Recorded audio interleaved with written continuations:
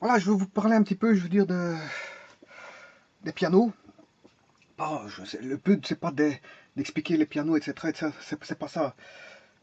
C'est tout simplement pour vous dire qu'il y a la possibilité à toute personne de posséder un piano. Voilà. Un piano pour ceux, bien sûr, qui jouent de l'instrument de musique qui est le piano. Alors, les instruments de musique, il y a toutes sortes de types d'instruments de musique. Des instruments qui jouent avec les mains, d'autres avec la bouche, euh, et certains en combinaison avec la main et la bouche. Et parfois, bon, on peut avoir les mains et les pieds, comme un piano. Dans un piano, on a des pédales, et donc on peut jouer avec des pédales. Bon, voilà, on peut jouer des mains et des pieds. Bien sûr, on joue avec l'observation, avec les yeux, et avec les oreilles, parce qu'on écoute le son qui est sorti de l'instrument de musique pour adapter, je veux dire, en fonction le cas échéant, le cas présent, d'adapter, réadapter, je veux dire, le son, si il est bien ou pas, bon, il faut pouvoir réadapter le son. Le son, ça se travaille, c'est quelque chose qui se travaille. Donc, vous le sentez qu'il est mauvais, ben, et en plus, ça dépendra de votre ouïe aussi. Vous adaptez le son en fonction de votre ouïe, en fonction de l'ambiance qu'il y a autour. Hein, voilà, si vous êtes dans une salle de concert ou peu importe, voilà, de la dimension de l'espace où vous allez jouer, tout ça va jouer. Tout ça va jouer. Bon, c'est fondamental. L'acoustique qui va sortir d'un instrument de musique est fondamentale de l'atmosphère qui règne tout autour. Je veux dire par là que par exemple si vous prenez un concertiste qui va jouer voilà, qui va jouer un concert dans une salle dédiée à son spectacle de musique, eh bien il faut que la salle de spectacle soit construite suivant les normes de façon à ce qu'il y ait bon, le moins de réverbération, c'est-à-dire tout est calculé au niveau des sièges, au niveau de l'emplacement de l'instrument, au niveau de l'hémicycle, etc., etc., pour que tout le monde ait une bonne acoustique. Voilà, normal, parce que tout le monde n'a pas la même audition.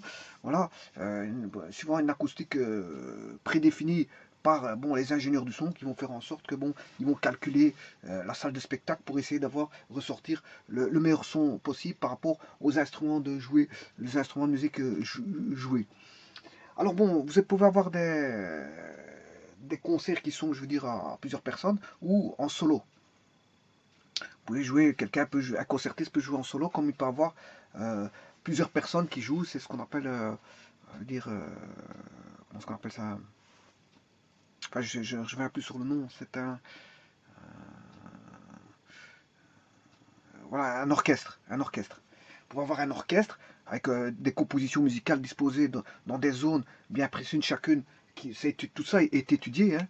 On étudie les zones pour lesquelles on a le placement des instruments de musique, le nombre de personnes qui sont présentes, etc., etc.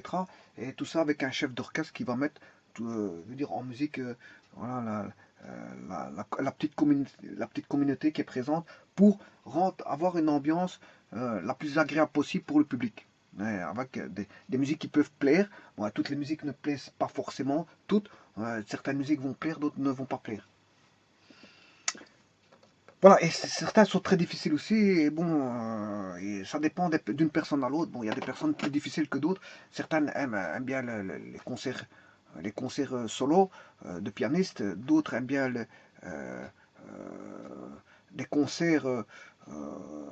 Bon, chacun, la musique, bon, ça se discute pas. Bon, chacun euh, aime bien son orientation, chacun son orientation musicale. Et, et c'est comme ça. On peut pas, je veux dire, aller à l'encontre de ça. Bon, chacun fait comme il est. Il y en a qui aiment bien beaucoup de sortes de musique, il y en a qui aiment bien bon, le classique, il y en a qui aiment bien voilà, ça dépend d'une personne à l'autre. Ça ne se discute pas. Bon, tout ça, c'est les émotions. Hein. Les émotions, bon, on peut pas. Comment elles répondent les émotions, moi, ça, c'est le cerveau. Bon, donc ici, je disais qu'un piano, tout le monde peut en avoir un à la maison, malgré que on pense que les pianos sont chers. Je vais vous expliquer de quelle manière. Bien sûr, vous aurez compris que c'est par la location. Mais les instrumentistes, enfin les instruments de musique, Il y en a pour tous les goûts et pour tous les prix. Pour tous les goûts et pour tous les prix. Il y a des magasins qui sont spécialisés dans la vente de magasins d'instruments de musique, y compris les pianos. Ils sont généralistes. Et d'autres sont spécialistes. Ils ne vendront par exemple que des pianos. Ils ne vendront que des pianos. Et dans ces généralistes ou dans les instrumentistes, les magasins d'instruments généralistes ou les magasins d'instruments de piano spécialistes, malgré tout, il y a quand même parfois, même en leur sein, une spécialisation au niveau de la marque. Ils sont spécialisés marque. Voilà. Par exemple, certains vendeurs de piano ne vendront que certaines marques. Certains instruments de musique ne vendront que certaines marques et ne vendront pas d'autres marques. Maintenant, certains magasins fournissent des instruments, mais aussi les réparent. Ils font des réparations. Maintenant, comme encore une fois, ils vont peut-être réparer que les marques pour lesquelles ils sont agréés. Ils ne répareront pas d'autres marques. Voilà. Et le troisième service que peut fournir, je veux dire, l'instrument, le vendeur d'instruments de musique, ben, il peut soit vendre un instrument de musique en donnant les conseils. Je parle du généraliste parce que bon, les spécialistes, ils vendraient des instruments bien spécialisés, par exemple les pianos, dans ce cas de figure. Bien, un instrumentiste, bon, il va vendre un service, mais il va vendre aussi, bien sûr, un, un service après-vente. Un service après-vente. Et il va vendre aussi des conseils. Donc il va conseiller. Il va conseiller, je veux dire, quel est l'instrument le plus adapté, si c'est un novice, un néophyte, un novice, un confirmé, un professionnel, et peu importe. Voilà, il y a pour tous les goûts. Et lui, c'est la personne qui va se dire, bon, tel appareil a plus de toucher que celui-là. Non, pour un néophyte, bon, vaut mieux tel type d'appareil parce que, bon, il y a ces raisons-ci, ces raisons-là. Bon, les conseils sont donnés par le vendeur d'instruments ou vendeur d'instruments généralistes ou spécialistes, peu importe. Voilà. Alors ici, moi, je me situe dans le cas de figure d'un vendeur qui est un vendeur de piano. Voilà. Mais les magasins d'instruments de musique peuvent réparer, donner des conseils, avoir un service après-vente, faire de la maintenance, faire de la réparation et bien sûr faire de la location. Donc vous voyez que la panoplie au niveau des magasins d'instruments de musique sont, je veux dire, ouvertes. ouvertes. Maintenant, il faut cesser de croire, comme beaucoup de choses, que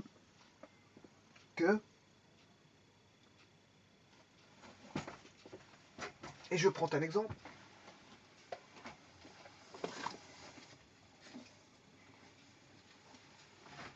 Il faut cesser de croire que certaines choses, certains loisirs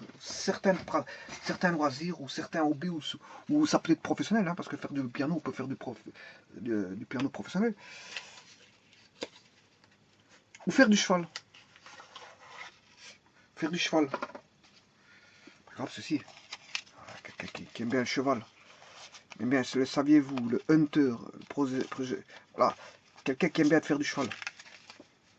Vous avez ici 150 astuces des infos de fiches chevaux. Là. 150 astuces pour les fiches chevaux. Quelqu'un qui fait de l'équitation. Bon, il va faire de l'équitation, oui, mais beaucoup de gens vont reculer à faire de l'équitation. Pourquoi? Parce qu'ils vont croire que l'équitation, c'est cher. Dans beaucoup d'esprit des personnes, bon, ils pensent que faire de l'équitation, c'est avoir un pré, c'est avoir un cheval personnel, c'est avoir un ou des chevaux personnels, c'est avoir un grand prix pour ses chevaux personnels, c'est avoir voilà, une camionnette qui genre, voilà, grosse Jeep et charrette pour chevaux. Bon, ils pensent que c'est tout ça. C'est avoir un certain standing pour, pour pouvoir faire de l'équitation. Et c'est faux. Parce que bon, l'équitation n'est pas, je veux dire, forcément quelque chose que l'on croit où il faut posséder. Non, parfois la location suffit. Vous pouvez louer un box, louer un box, c'est bon. Et une fois que vous louez, ben, on va s'occuper soit de votre cheval que vous êtes propriétaire, ou soit vous allez louer, ou soit on va vous prêter un cheval. On va vous prêter un cheval qui ne vous appartient pas. Mais bien sûr, il faudra en dehors de faire une assurance, bien sûr, il faut une assurance parce qu'on peut tomber du cheval. Ça arrive, bon, un petit peu fréquemment. Il y a des gens qui tombent du cheval là, parce que bon, le cheval, bon, si on ne sait pas le monter ou si on ne sait pas le mener au départ, mais ça, et même parfois par après, si le cheval est malmené, ben, il peut s'énerver, il peut malmener lui-même. S'il est malmené, il va malmener le monteur, le monteur du cheval. Donc ici, n'allez pas croire que l'équitation, c'est pas forcément, on va dire, pour ainsi dire, je vais utiliser le terme, pour les riches. L'équitation n'est pas pour les riches, loin de là. Loin de là, je veux dire, bon, maintenant, c'est vrai qu'il y a des personnes qui possèdent leur box, leur charrette pour transporter les chevaux, ils ont leur pré et ils savent nourrir le cheval, parce qu'il faut un certain coût pour nourrir le cheval. Bon, tout le monde n'a pas vocation, je veux dire, à posséder. On peut louer un cheval, quel qu'il soit, et aller dans un manège et payer les frais de location, bon, qui ne sont pas si extraordinaires. Bien sûr, avoir une assurance au cas où il se passe quelque chose. Et voilà, donc c'est accessible, je veux dire, à n'importe quel kidam. N'importe quel kidam. Donc l'équitation est accessible à n'importe quel kidam. Maintenant, le piano, c'est accessible à n'importe quel kidam, parce que bon, tout d'abord, en achat de piano, ben, il y a toutes sortes de prix. Il y a toutes sortes de prix. Euh, Tout d'abord, il existe différents types de pianos. Il y a les pianos à queue, quart de queue, demi-queue, les pianos, comment on appelle ça, droit, les pianos électriques, et tout le tralali, tout le tralala. Donc quand vous allez chercher un piano, ben, c'est la personne qui va vous conseiller le piano qu'il vous faudra. Si vous êtes un professionnel ou tout simplement un amateur, c'est pas la même chose. Voilà. Alors, le piano que vous allez prendre, ben, soit vous l'achetez, il coûte selon vous avez un budget, et vous allez l'acheter, mais bien sûr, si vous êtes concertiste, le piano peut monter de 100 000 à 200 000, voire 300 000. S'il est produit en usine, non pas à grande échelle, mais sous, comment on appelle ça, hum, euh, sur mesure, s'il est construit sur mesure, fatalement, vous allez payer un prix dingue. Mais dingue pour qui? Pour ceux qui, voilà, pour une personne de classe moyenne. C'est un prix dingue. Mais une personne qui est concertiste, qui joue des concerts et qui gagne sa vie avec, bon, c'est un petit prix. Hein. C'est son outil de travail, c'est ça, c'est son gagne-pain. Donc s'il achète un piano, il peut avoir des pianos qui coûtent 200 000, 300 000, 400 000 euros. Enfin, suivant les besoins qui sont les besoins qui sont mis sur mesure et qui produit qu'une fois, eh bien fatalement le piano va coûter cher. Cher pour qui? Bon, ça dépend, c'est relatif, hein. Cher, pas cher. Quelqu'un qui a les moyens, ben, je veux dire, pour lui, c'est un prix normal. Voilà. Alors, il y a les pianos, quand je vous disais, oui, il y a un piano à queue, quart de queue, demi-queue, les pianos crapauds, les pianos droits. Voilà, il y a toutes sortes. Voilà, il y a toutes sortes de types de pianos. Et il y a le piano aussi électrique. Maintenant, j'imagine mal quelqu'un bon, qui est de classe moyenne acheter un piano de 100 000 euros dès le départ quand elle apprend de l'instrument. Ça, il faut vraiment. Je n'y crois pas. Voilà, ça, à ce moment-là, on pourrait dire qu'il faut être aisé pour acheter un piano directement de concertiste, alors que la personne ne sait pas encore jouer au piano. Bon, ça, c'est.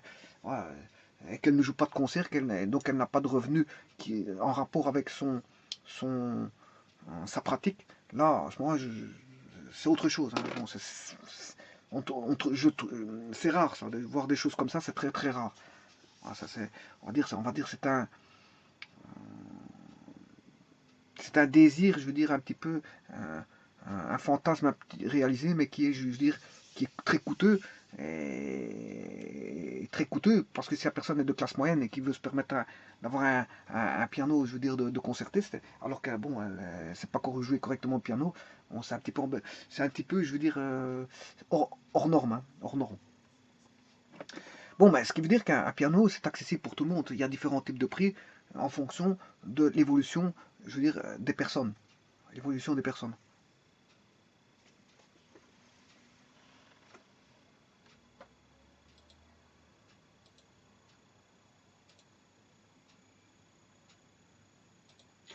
Bon, tout à l'heure, je vous disais, oui, il existe différents types de pianos.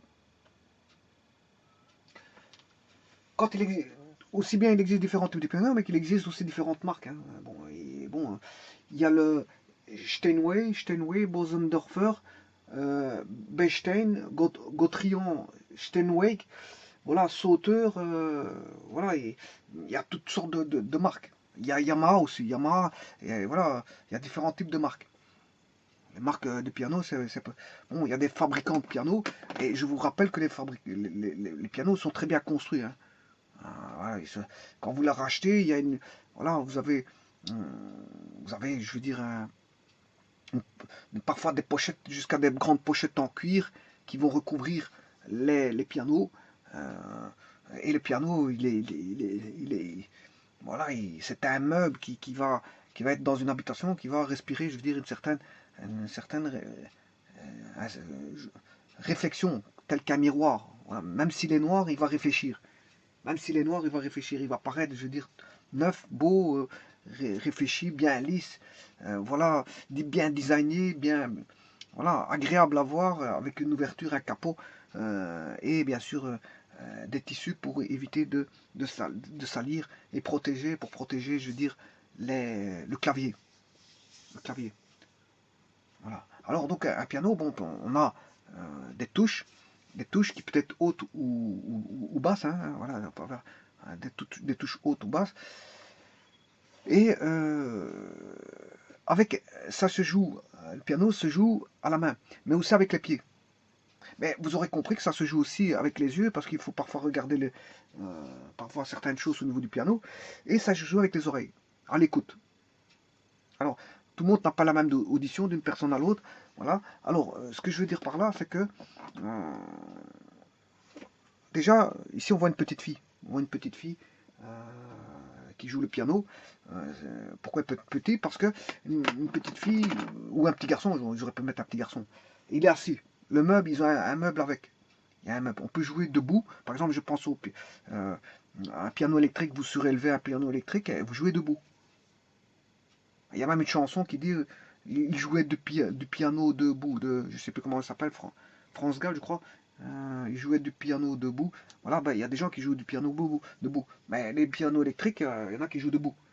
Mais généralement, c'est des chais spéciaux. Bon, vous voyez que c'est des chais spéciaux. Et il y a une tenue. Il y a une tenue. Quand on s'assied. Quand on s'assied sur le piano, sur le siège, qu'on peut remonter en fonction de la taille de la personne ou redescendre. Je vous rappelle qu'une petite personne n'a pas les mêmes doigts, les mêmes grandeurs de doigts qu'un adulte. Donc fatalement au départ, il y a un mode d'apprentissage qui est en rapport avec sa taille des mains. Et voilà. Et on met pas un siège, on met un siège adaptable en fonction de la hauteur. Et c'est pas un siège avec un dossier. Il n'y a pas de dossier, hein. Il n'y a pas il n'y a pas un dossier pour lequel on vient s'appuyer. Ça reste quand même, je veux dire, il faut avoir une tenue bien droite.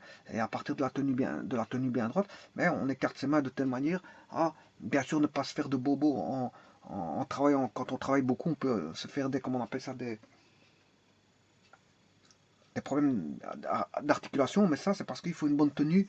Et bien sûr, il faut de temps en temps faire des pauses. De temps en temps, il faut faire des pauses. Bon, alors ici, on voit une petite personne. Pourquoi enfin une petite personne? C'est peut-être un petit garçon, une petite fille, peu importe.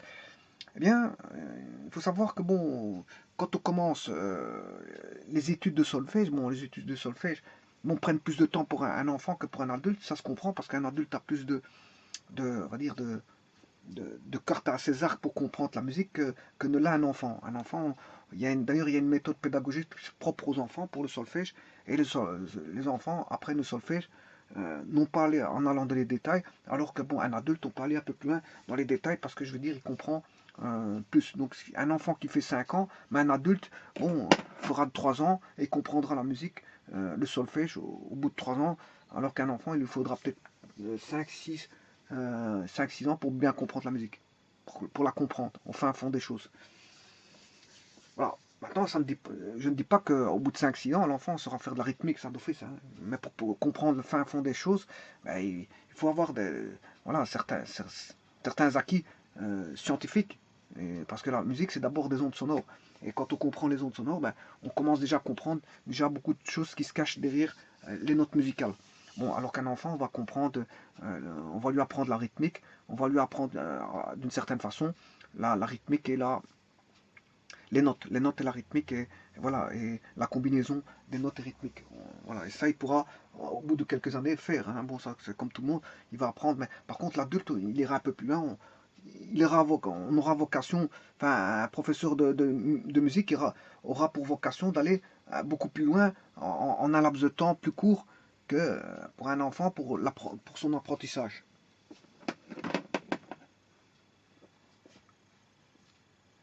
Alors ici, vous voyez que ça vient de chez Michael Grelet, Grailet,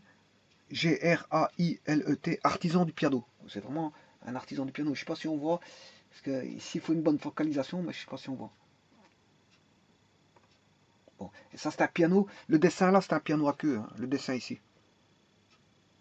Alors que ça c'est un piano droit. Un piano droit. Celui-ci c'est un piano droit, piano à queue. Alors pour la rentrée 2017-2018, vous louez votre piano 19 € par mois.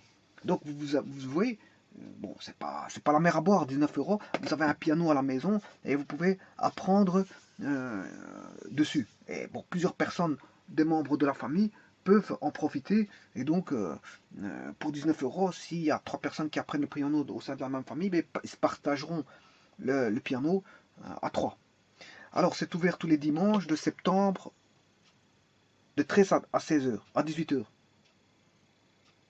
Ouvert tous les dimanches de septembre de 13 à 18 heures. Bon, et comme ça permet aux parents d'aller visiter, je veux dire, le commerce, et en dehors des jours du boulot, parce que quand les gens travaillent, n'ont pas la possibilité de se rendre à un commerce, bon, et là, il permet l'ouverture le dimanche d'aller visiter le commerce et de répondre aux questions des besoins et des désirs des personnes qui ont pour vocation de vouloir pratiquer l'art de la musique. L'art de la musique. Et notamment l'art du piano.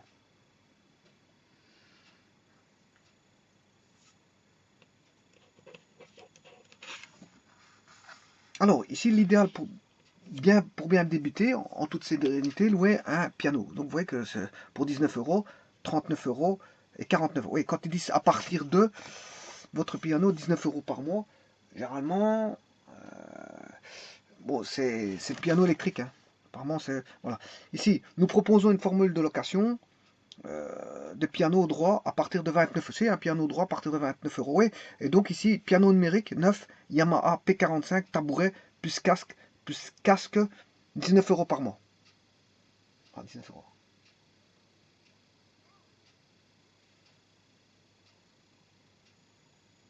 Plus casque, 19 € par mois. Choix de modèle de piano de qualité neuf ou d'occasion récent. Vrai contrat de location sans engagement d'achat. Ouais. Donc le piano, vous pouvez l'acheter, hein. Bon, mais c'est pas obligatoire. Ça veut dire qu'à un moment donné, quand vous avez le prix a été atteint, ben, le piano, il est à vous. À un moment donné, si vous avez joué 39 € par mois, on peut vite faire un calcul. 39 € par mois x 12, mais ce qui fait 468 €. Bon, s'il coûte 3000 €, bref, si vous en avez pour 10 ans de musique, voilà, c'est qui fait 4680 €. Au bout de 10 ans, le piano est à vous. Hein.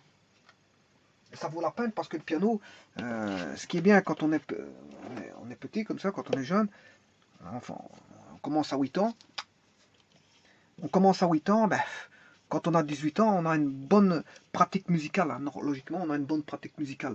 Parce que euh, la musique consiste comme tout art et comme tout, je veux dire, tout ce qui, comme tout art, un art, bien, il y a la partie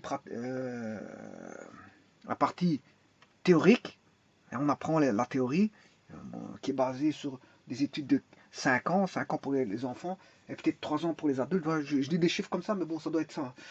Voilà, et 5 ans pour. Voilà. Mais maintenant, au niveau pratique, c'est ouvert à vie. Hein. Au niveau pratique, c'est ouvert à vie. Donc, on fait 5 ans pour un enfant de musique, 5 ans, et un adulte, c'est 3 ans.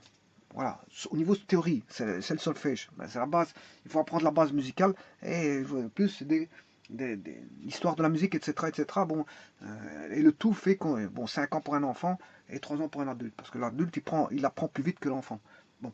Alors maintenant, la pratique musicale, ça c'est autre chose. Il y a le solfège qui est à la théorie, et à la pratique musicale, ça c'est être en face de son instrument, et de pouvoir jouer de son instrument, jouer de l'art de la musique, en essayant d'atteindre l'excellence. Et le but c'est ça, c'est d'atteindre l'excellence. C'est, avec les années qui vont passer, c'est de pouvoir jouer de mieux en mieux, de mieux en mieux, de plus en plus précis, de plus en plus vite, et voilà, de savoir jouer un maximum voilà, de répertoire.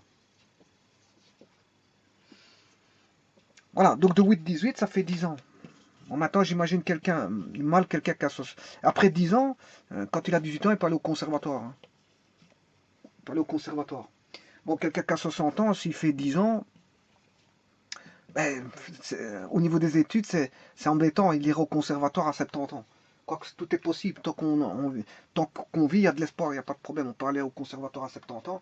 Mais maintenant, quand on vieillit, ben, on commence à perdre un petit peu les facultés de vitesse, de mobilité, etc. Donc à 70 ans, jouer un concert à 75 ans, bon, on n'a plus la dextérité, la faculté d'aller vraiment très vite, voilà, avec la dextérité qu'il faut, comme un jeune l'aurait, comme un jeune l'aurait. Bon, quand on a 70 ans, on a 70 ans. Hein, je veux dire, tout le monde va passer. Enfin, si quelqu'un vit jusque là, ben, tout le monde il passera, s'il n'est pas mort avant. Bon, s'il va vivre au-delà de 70, mais c'est un passage obligé. Le passage obligé fait qu'on a la vieillesse pour tout le monde, et donc les organes ne sont plus ce qu'ils étaient par rapport à ce qu'ils étaient quand ils étaient jeunes. Donc fatalement, on va perdre la dextérité. Donc jouer un concert à 70 ans, c'est possible, mais bon, la dextérité va se perdre, le doigté va se perdre, la force va se perdre, le mental va se perdre. Ben, il y a beaucoup de choses qui vont se perdre, qu'on ne sera pas aussi au top niveau qu'un jeune qui a fait 10 ans. Disons de voilà, parce qu'il y a c'est un jeu physique aussi, hein. On voit qu'on joue avec des mains, des mains, des pieds, des oreilles, des yeux, et parfois il y a un mouvement du corps qui se fait, parce que bon, il n'y a pas que ça reste pas immobile, uniquement immobile, hein. Parfois on peut avoir un mouvement du corps, hein. Voilà, on peut avoir une gymnastique du corps qui fait que bon, à un moment donné, à 75 ans, on ne sait plus faire cette gymnastique là. Parce qu'on a peut-être mal au dos, parce qu'on a peut-être mal aux articulations, peut-être que... Voilà, beaucoup de choses. Beaucoup de choses. Voilà. Donc ici, mais qu'est-ce que ça signifie? Ça, c'est au niveau des études, pour faire avoir un diplôme au conservatoire. Pour avoir un diplôme au conservatoire, bon, le gars, il sort, il n'a jamais raté ses études, ses années d'études, aucune année. Ben, s'il a 18 ans, ben, il peut aller au conservatoire, et puis faire des concerts un jour ou l'autre, en fonction de public. Bon, je vous rappelle que jouer un concert, bon, on devient un concertiste, et les pianos pour les concertistes coûtent très cher. Ce sont des pianos généralement à queue, et les pianos à queue, ben, je veux dire, il y a tous les prix. 100 000 euros, 200 000 euros, 300 000, je vous ai dit tout à l'heure, tout dépend du professionnel qui désire acheter en fonction de ses besoins le piano.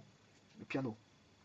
J'imagine mal un grand chanteur acheter un piano de 4 000 euros, 5 000 euros. Hein. Un grand chanteur très connu, qu'on voit au niveau des. Voilà,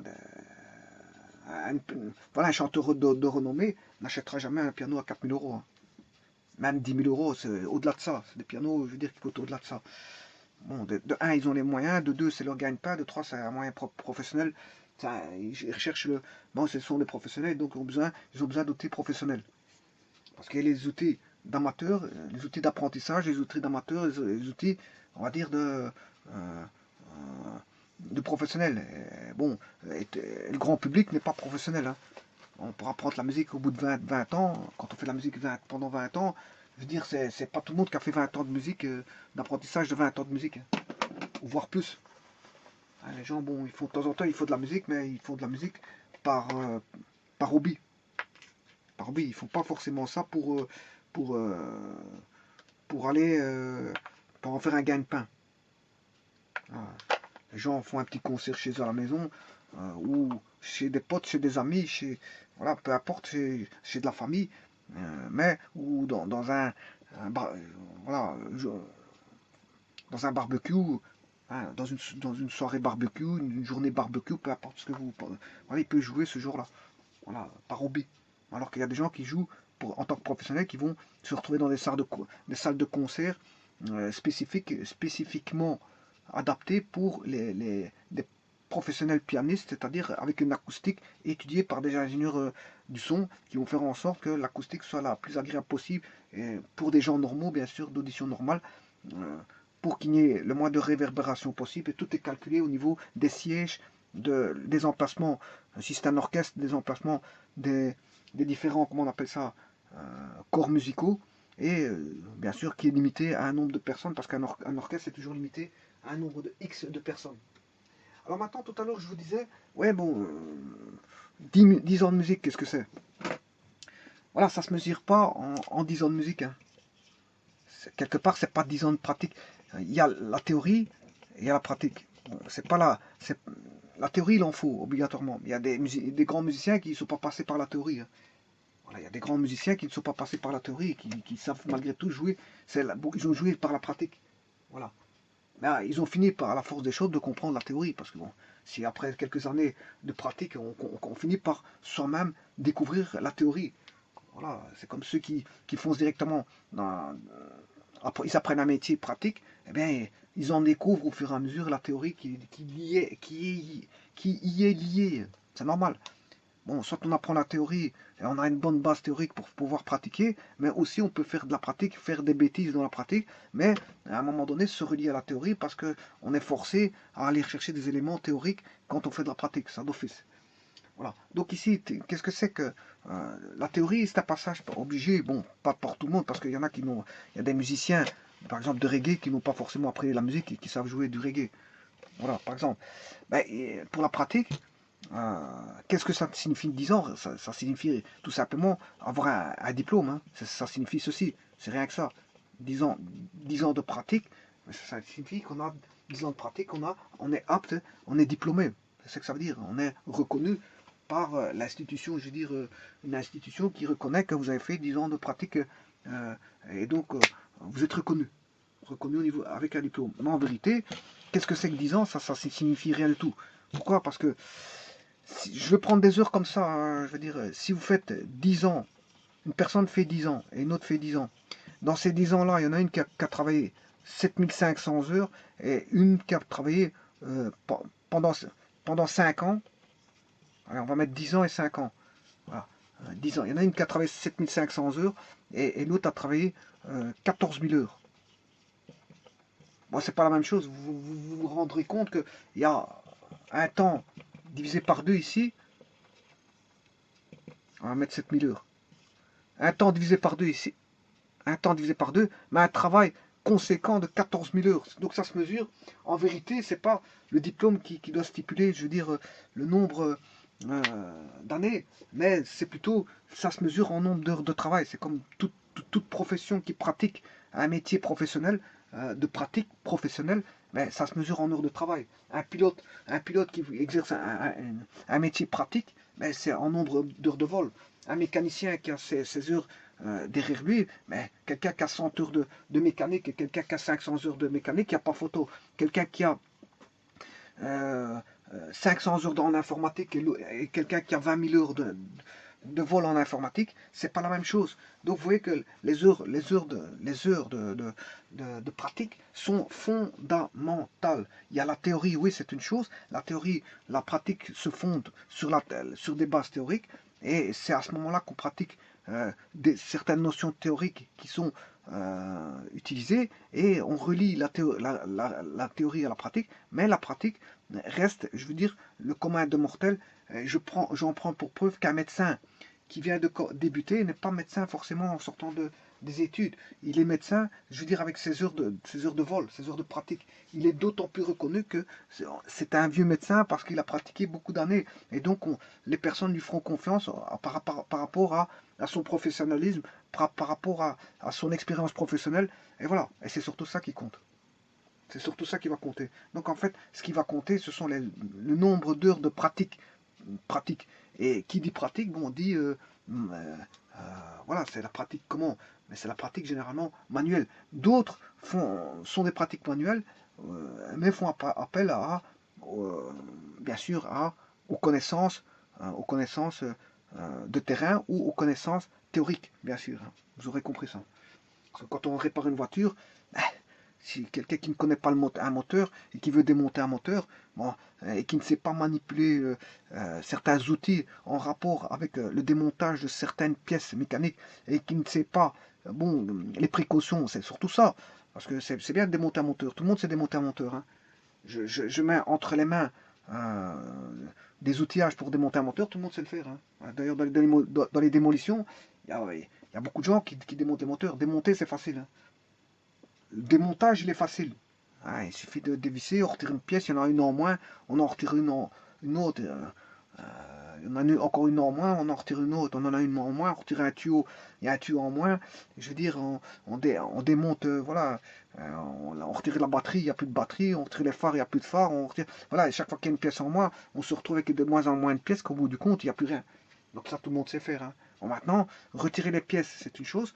Pouvoir les remettre comme elles étaient, correctement, sans qu'il y ait défaillance du, de démarrage de la voiture, parce qu'il y a des gens qui démontent et puis quand ils ont remonté, la voiture elle démarre plus, il y a un problème, ils ont oublié un câble, un tuyau ou quelque chose comme ça, que la voiture ne démarre plus, ou ils ont créé une défaillance. La voiture elle commence à, voilà, partir dans tous les sens, et, ça crée une défaillance, parce qu'il y a eu un oubli dans le remontage complet. Mais démonter et monter, c'est une chose. On peut savoir, tout le monde peut savoir démonter, une autre partie de personnes peut démonter et remonter, mais maintenant, remonter certaines choses demande beaucoup de précautions, demande la connaissance, de savoir utiliser certains outils, de savoir, voilà, savoir jauger certaines tolérances, savoir placer exactement avec une façon de faire, et bien tout ça, c'est ce qu'on appelle les connaissances pratiques. Bon, les connaissances pratiques, bon, ça c'est la théorie qui va le donner au travers soit des théories fondées, euh, des théories données soit dans les écoles ou dans les centres d'apprentissage ou dans les centres de formation ou encore tout simplement des théories données par des formations internes dans les entreprises. Parce que normalement les sociétés sont obligées de former les personnes au fur et à constamment. Donc ils sont constamment à l'école. Donc l'expérience de travail, c'est aussi se former constamment. C'est constamment se former. Quand il y a par exemple dans mécanique une nouvelle voiture qui vient de sortir, ben, il faut avoir des informations qui sont données bien sûr par les constructeurs aux différents concessionnaires qui les redistribuent aux différents garagistes pour pouvoir avoir, je veux dire, des manières de démontage de certaines pièces, des précautions à prendre, voilà, des mesures à prendre, des pièces à avoir pour retirer certaines pièces avec une certaine pression, des données concernant des pressions de, voilà, des pressions de vissage, etc., etc. Bon, tout ça, c'est la pratique professionnelle qui fait ça. Et ici, c'est la même chose. Bon, je me suis un petit peu étalé en parlant de pratiques professionnelles de divers corps de métier, parce que tous les corps de métier, c'est comme ça. Tous les corps de métier, c'est comme ça. Mais il faut ces heures de pratique. Il faut les heures de pratique. Vous n'avez pas d'heures de pratique, mais comment peut-on mesurer les heures de pratique en piano ou dans un corps de métier? C'est difficile. C'est difficile parce que la personne n'a pas travaillé en disant, bon, j'ai travaillé, j'ai fait 5 heures ici. J'ai travaillé ici, j'ai fait 6 heures ici. Bon, elle ne va pas garder comme ceci. On va pas regarder comme ceci. Alors comment fixe-t-on les heures de pratique? Ben, on se dit, bon, il a 5 ans d'expérience. 5 ans d'expérience. On dira, il a 5 ans d'expérience. Ouais, mais sur 5 ans d'expérience, il a pratiqué combien d'heures? Combien? Peut-être qu'il travaillait au matin, il travaillait au soir aussi. Hein. Il y a des gens qui ouvrent des garages, qui travaillent du matin jusqu'à 11 heures du soir. Hein. À 23 heures, la personne est encore en train de travailler dans les véhicules. Et ça, c'est une expérience capitale. Hein. Capitale. Bon, maintenant, qu'est-ce que c'est que l'expérience aussi? Bon, tout dépend. Si vous faites toujours la même chose, bon, si vous faites toujours des vidanges en mécanique, ou vous dévissez toujours voilà, des imprimantes, vous ne faites que ça et vous les remontez, bon, ben voilà, qu'est-ce que c'est comme expérience, il faut me le dire, parce que normalement l'expérience doit être évolutive. Hein. On a une expérience évolutive. une expérience évolutive. Donc ici, la pratique professionnelle du piano, c'est une expérience évolutive. Aussi, bon, si on joue toujours le même morceau pendant des années, on n'évolue pas, on sait que jouer que son morceau. On sait jouer qu'un morceau. Donc il faut que ce soit évolutif. Évolutif, c'est-à-dire que vous jouez divers morceaux et variés dans différentes gammes. Voilà, il faut jouer là. Il y a différentes gammes en musique, mais si vous les parcourez toutes, voilà, la musique, c'est une richesse. Comme beaucoup de choses sont des richesses. Une fois qu'on rentre dans le milieu de la musique, et fatalement vous choisissez un piano, par exemple, en tant qu'instrument de musique, mais l'instrument du piano, qui est le piano, mais il y a une richesse fondamentale dans le sens richesse, c'est très varié. C'est très varié ce que vous pouvez jouer. C'est très varié. Hein, en fonction des gammes, ben, c'est très riche. Très très riche. C'est très très riche. C'est très très riche dans ce que vous pouvez jouer. Donc à ce moment-là, ben, l'idéal c'est de ça. Dans son apprentissage de jouer des morceaux divers et variés de façon à jouer les différentes gammes, de pouvoir parcourir les différentes gammes et de pouvoir les manipuler. Parce que quand on change d'une gamme à l'autre, ben, fatalement, c'est une façon de faire qui n'est plus totalement les mêmes au niveau de la gamme du doigté. La gamme du doigté n'est plus le même. Voilà, donc ici vous pouvez louer votre piano à 19 € par mois, mais apparemment 19 € par mois c'est le numérique ici. Pas piano numérique, 9 Yamaha P45 tabouret plus casque 19 €. Je ne sais pas si on le voit, il est là. Alors, choix du mode. Nous proposons une formule de location de piano droit à partir de 29. Ici, ce sont des droits, donc vous n'aurez pas. Apparemment, je ne sais pas si vous aurez des queues, parce que c'est les plus chers, les queues. Hein. Voilà, nous proposons une formule de location de piano droit à partir de 29 € par mois. Voilà. Choix de modèle de piano de qualité, neuf ou d'occasion récent. Vrai contrat de location. Transport gratuit et, au rez-de-chaussée en province de Liège. Voilà. Piano équipé d'une sourdine et livré avec un tabouret réglable en hauteur. Piano accordé et préparé par nos techniciens diplômés. Seulement 6 mois de location minimum. Pas de durée maximum. Faible montant de caution. Récupération de 18 mois de loyer en cas d'achat par la suite. Voilà. Et alors c'est Michael Graillet, l'artisan du piano de Maastricht. 11 4600 visés. Téléphone 494 34 27 64. 494.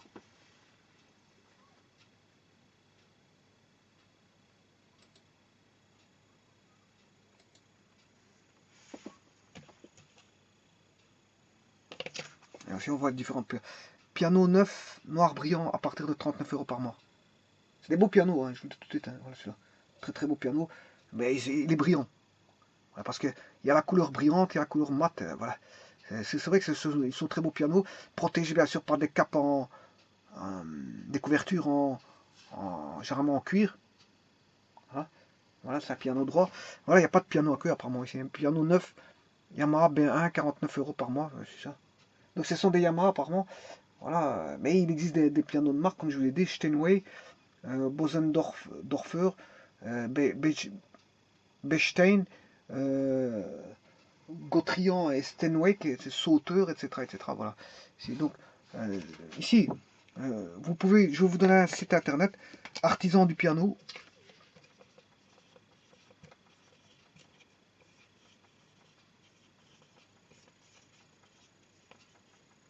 .be. Voilà. Je sais pas si on voit. Artisan du piano. Oui, voilà. Alors, mercredi et vendredi, 13-20 h, samedi 10h, 18 h, on se rendez-vous. Donc, vous pouvez téléphoner. C'est le 34 0494 34 27 64. Vous pouvez téléphoner artisan du piano. Voilà. Alors maintenant, ce que je voulais dire ici, donc ce sont des pianos de droit, ce ne sont pas des pianos de concertistes. Hein. Bon, fatalement, si vous apprenez, si on voit une petite fille qui apprend, bon, c'est pas une concertiste. Hein. Bon, fatalement, c'est pas des pianos, je veux dire, ils vont pas vous louer un piano de, je veux dire, de concertiste. Hein. Là, si vous êtes concertiste, vous avez probablement les moyens d'acheter un piano de concert. Hein. Bon, alors, ce que je voulais dire ici, on va revenir ici à nos moutons.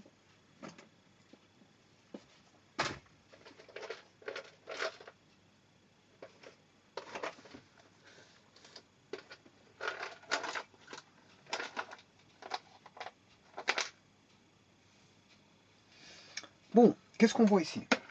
Donc, comment le piano, je vais agrandir ceci. Et je vais me focaliser sur cette image-là.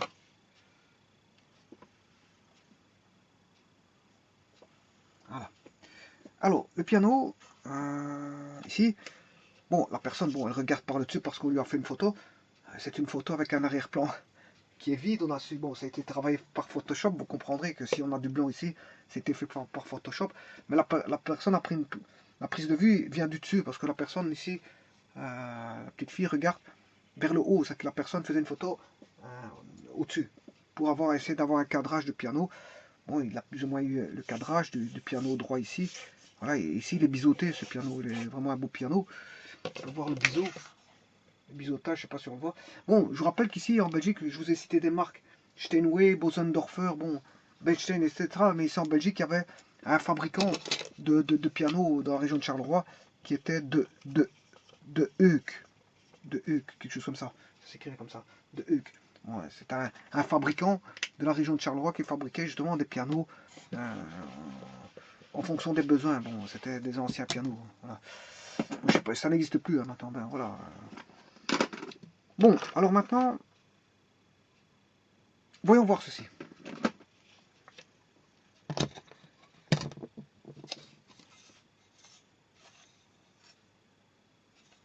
Là,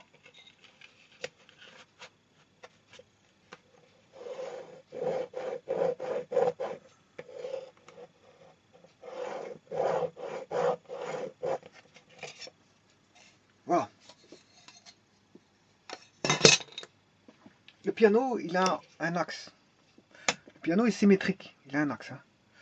Symétrique de telle manière à ce que la personne, justement, puisse jouer de la main droite et de la main gauche. Bien sûr, elle doit être bien positionnée avec son siège réglable. Une fois qu'elle a trouvé la bonne hauteur, à ce moment-là, qu'est-ce qui se passe? Elle doit se mettre bien droit au niveau du dos. Et les pieds bien installés, avec les pieds avec les genoux bien installés au sol. Donc avoir une certaine assise au sol, en étant assis bien droit. Le regard, bien sûr, vers le piano. Alors, ici, on aura la main droite.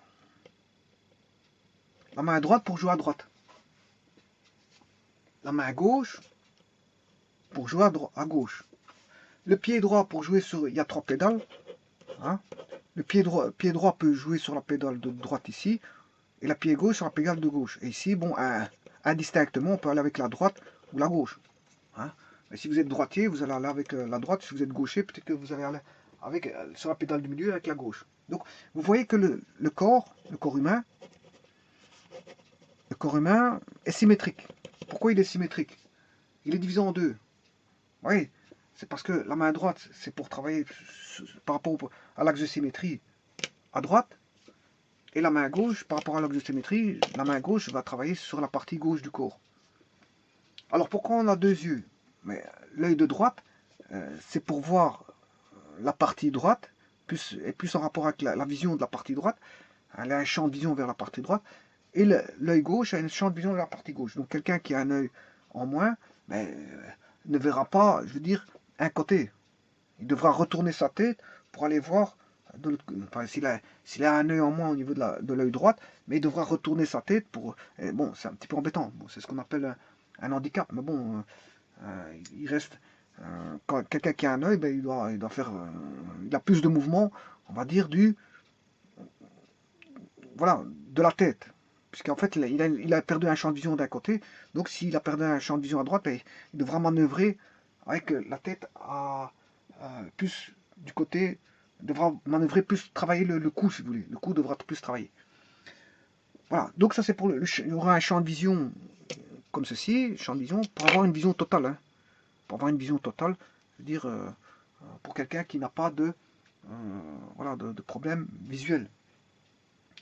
Voilà, donc c'est le champ visuel, il est bien réparti. Mais l'œil droit va regarder cette partie droite, et l'œil gauche va regarder cette partie gauche. On va dire ça comme ça. Alors, on a deux oreilles, parce que, justement, encore une fois, par rapport à l'axe de symétrie, l'oreille droite va écouter tout ce qui viendra de la droite, et l'oreille gauche viendra écouter tout ce qui est à gauche. Donc on est en stéréo. On a une écoute en stéréo. Alors, on a deux oreilles. On n'a pas qu'une oreille. On aurait pu avoir une oreille au front, hein, une seule. Hein. On aurait pu avoir une oreille vers l'arrière. Maintenant, c'est pas le cas. On a deux oreilles. Deux oreilles pour travailler en stéréo, c'est-à-dire écouter le son de droite. L'oreille droite écoutera le son de droite, bien qu'il son champ, on va dire son champ d'audition, bah, il est un peu partout. Hein, il fait comme ceci. Voilà, mais il est plus. Ici, avec une oreille droite, on sait voir ce qui se passe si la personne a la tête vers l'axe, mais il entendra quand même ce qui se passe à gauche. C'est normal parce que. Mais il entendra plus ce qui est à droite que plus que ce qui est à gauche. Parce que le champ,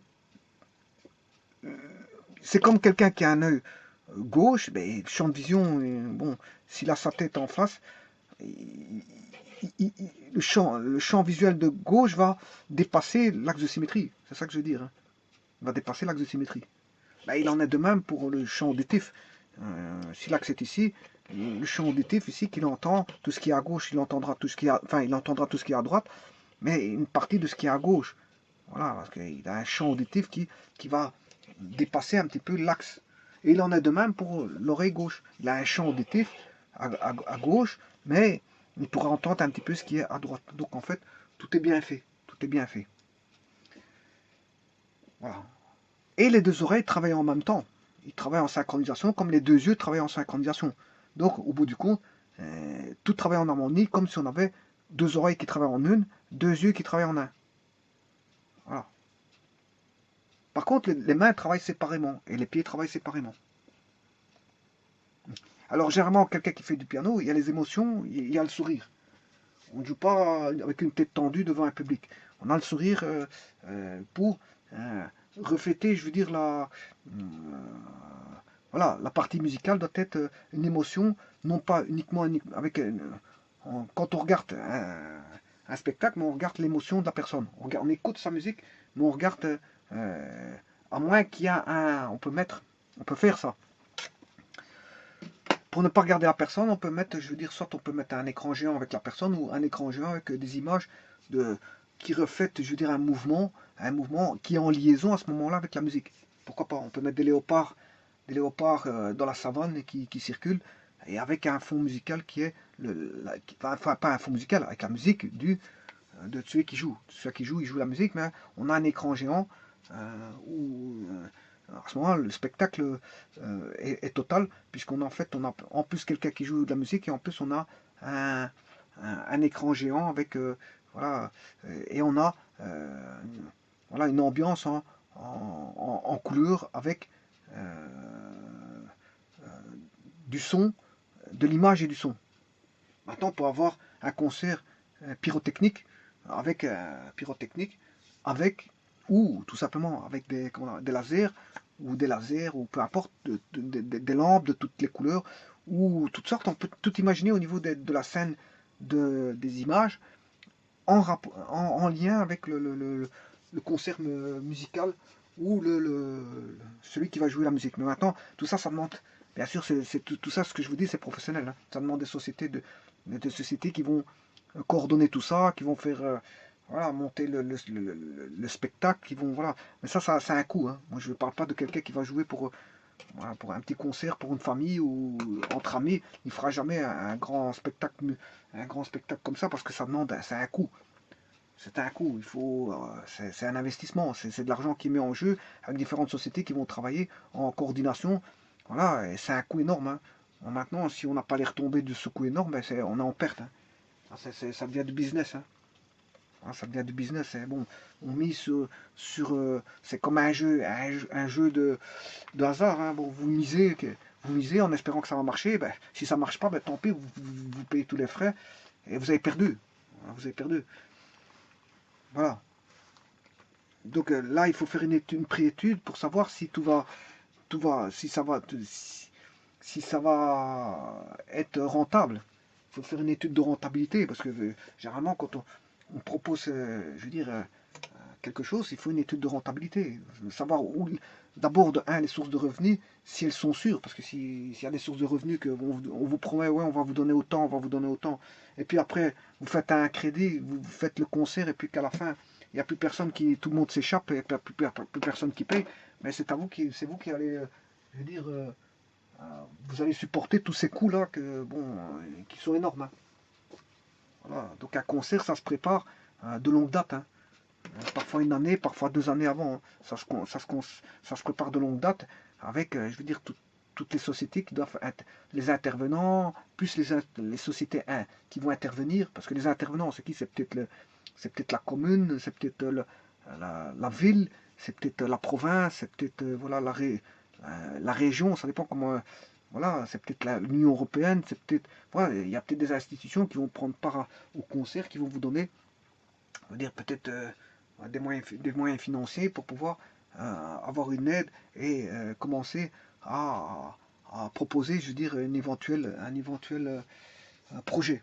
Un éventuel projet. Mais maintenant, tout ça, il faut une étude de rentabilité parce que quand on fait quelque chose, on n'est pas toujours gagnant, hein. Bon, voilà, donc il faut faire une étude de rentabilité pour voir si on va arriver à ses fins. Et ces fins, en général, c'est ne pas rater le spectacle, de façon à le reproduire, hein, si vous réussissez votre spectacle, mais c'est bon pour le reproduire ailleurs.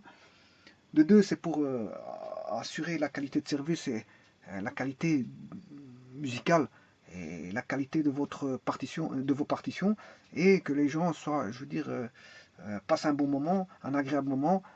Ils ont passé un temps voilà, agréable, un temps chaleureux, un temps, voilà, un passe-temps. Ils ont passé leur temps convenablement au travers d'un concert que vous l'aurez donné.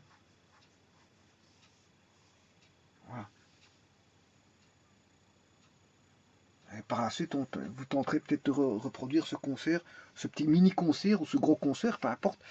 Ouais, si c'est un gros concert, je vous dis, il y a toute une préparation, hein, toute une préparation, je veux dire, de longue date, avec des intervenants, voilà, des investisseurs et des entreprises qui vont coordonner tout le projet, et des entreprises qui vont monter le projet, parce qu'une entreprise, c'est pas l'autre. Il y a toutes différentes entreprises, hein. Il y aura peut-être des menuisiers, une société de menuiserie qui viendra peut-être faire voilà, monter l'architecture, voilà,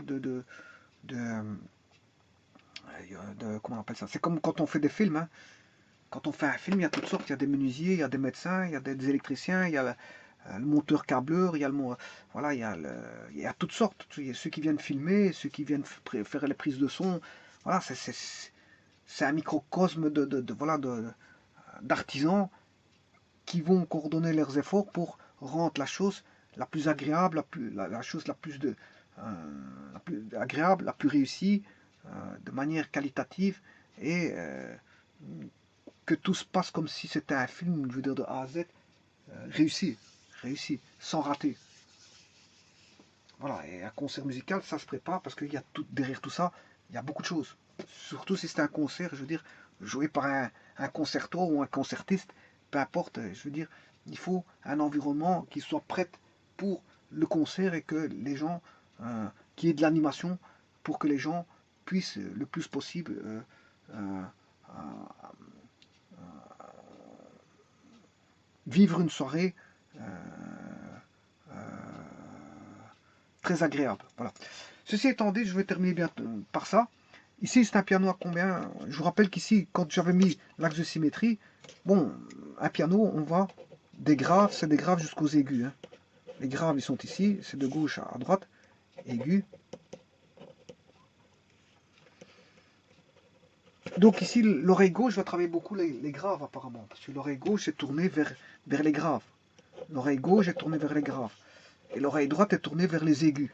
Bon, c'est un petit peu embêtant ça, hein, parce que là, au niveau du sonore, il y a une dissymétrie de l'oreille. Il y a une dissymétrie de l'oreille.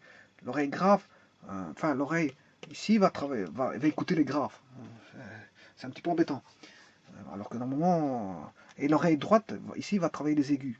C'est comme ça, parce que c'est le piano qui est comme ça. Il peut avoir du grave aux aigus. Alors le piano ici, il est composé de... On commence à Do. Hein. Je vais vous expliquer un petit peu comment ça va. Si c'est pour les néophytes, on a Do, Ré, Mi, Fa. Je sais pas si on voit. Oui. Fa, Sol, La, Si. Voilà. Il y a une note, deux notes, trois notes, quatre notes, cinq notes, six notes. Il y a sept notes. Bon, et alors si vous continuez, ben, vous retombez de nouveau sur un Do. Là, vous aurez Do. Alors, pour aller de Do à ce Do-là, c'est ce qu'on appelle une octave. On appelle une octave. Bon, ça veut dire qu'il y a 8 notes. De Do à Do, il y a 8 notes. Mais si vous retirez de Do à Si, il y en a 7. En vérité, on dit une octave de Do à Do, mais en fait, de Do à Do, il y a 7 notes. Voilà. Alors, ça, c'est les notes Do, Ré, Mi, Fa, Sol, La, Si. Et il y a des, comment est-ce qu'on appelle ça, des notes noires. Ça, c'est les touches blanches et il y a les touches noires. Avant, c'était le contraire. Il y a très longtemps, c'était les touches, celles-ci, les grandes étaient les touches noires et les petites, les touches blanches. Mais ça s'était inversé au cours du temps. Ça, ce sont des touches maintenant, Do, Ré, Mi, Fa, Sol, La, Si, ce sont les touches blanches et les altérations, c'est les dièses et les bémols. Ça veut dire on descend, le dièse, il augmente la note d'un demi-ton et le bémol, il descend de la note d'un demi-ton. Voilà. Et ça, le dièse et le bémol, mais ce sont des touches noires. Donc lui, il augmente d'un demi-ton, alors que l'autre, il diminue d'un demi-ton. Alors, cette note noire se trouve entre Do et Ré, on en a une. Voilà. Entre Ré et Mi, on en a une. Ré, entre Do et Ré, on en a une. Entre Ré et Mi, on en a une. Entre Ré et Mi, oui. Voilà, ça c'est le 2, c'est le Ré. Hein. Le 3, c'est le Mi. Entre le Mi, Fa, Mi et Fa, il y a déjà un demi-ton. Voilà. Bon, pour aller de Do à Ré, il y a un ton. Moi, je peux aller de Do à Do dièse. Voilà, c'est la touche noire. J'ai un demi-ton. Pour aller de Do à Do dièse, j'ai un demi-ton. Pour aller de Do à Do dièse, j'ai un demi-ton. Voilà, pour aller de Do dièse. Voilà, et là maintenant, je l'appelle Do bémol. Voilà, et de Do bémol enfin, pour aller de Do dièse à Ré, j'ai un demi-ton. Ce qui veut dire que pour aller de Do à Ré, j'ai un ton. Oui, parce que pour aller de Do à Do dièse, j'ai un demi-ton. J'augmente d'un demi-ton. Pour aller de Do dièse à Ré, j'ai un demi-ton. Donc, pour aller de Do à Ré, j'ai un ton. Pour aller de Ré à Ré dièse, j'ai un demi-ton. Pour aller de Ré dièse à Mi, j'ai un demi-ton. Ce qui veut dire que pour aller de Ré à Mi, j'ai un ton. Parce qu'un demi plus un demi, ça fait un ton. Voilà. Maintenant, pour aller de Mi à Fa, il y a un demi-ton direct. C'est pour ça qu'il n'y a pas de touche noire. Pour aller de Mi à Fa, il y a un demi-ton. Il n'y a pas un ton comme ici. Ici, on a un ton. De Do à Ré, on a un ton. Et de Ré à Mi, on a un ton. Par contre, de Mi à Fa, on a un demi-ton. Voilà. Alors ensuite, on a, pour aller de Fa, qui est la 4, à Sol, je peux passer par un demi-ton. Donc, de Fa à Fa dièse, il y a un demi-ton. Fa dièse, Sol, il y a un demi-ton. Ça veut dire que pour aller de Fa à Sol, il y a un ton. Pour aller de Sol à La, Sol c'est le 5. Pour aller à La, il y a un ton. Ce qui veut dire que je peux monter de Sol à Sol dièse. Voilà, je peux monter d'un demi-ton. Et de Sol dièse à La, il y a un demi-ton. Ce qui veut dire que de Sol à La, il y a un ton. Ensuite, de La, le La qui est le 6, je peux aller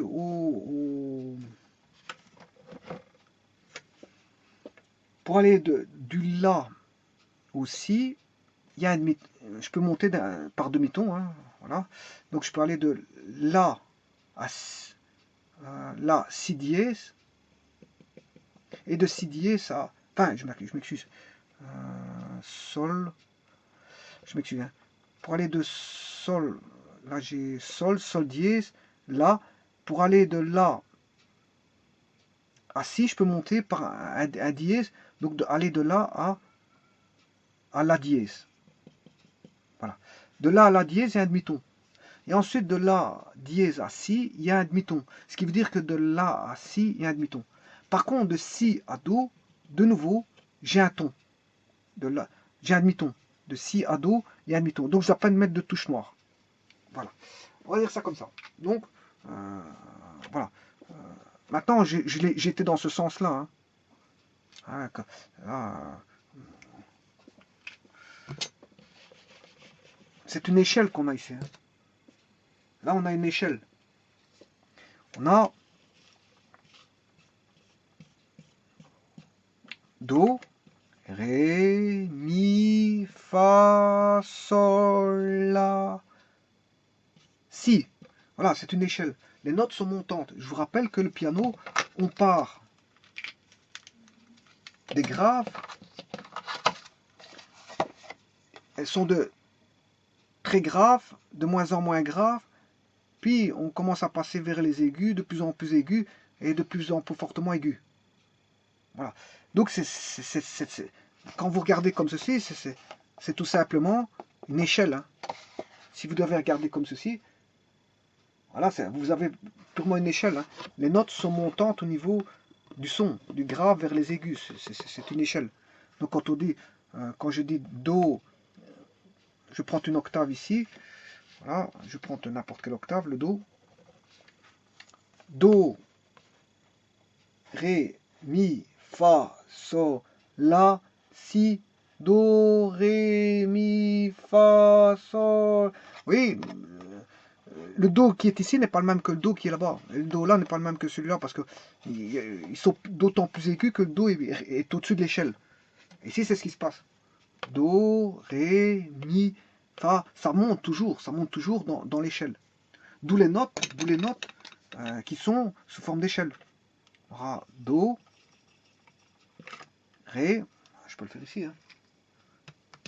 Oui, ici, j'ai pas tout. Ça, je vais faire un zoom parce que c'est vrai que. Voilà mon échelle. Do, Ré, Mi, Fa. Et maintenant, on va adapter cette échelle-là. Donc l'échelle, c'est Do, Ré, Mi, Fa, Sol, La, Si. Voilà, on va écrire ça comme ça. Do, Ré, Mi, Fa, Sol, La, Si.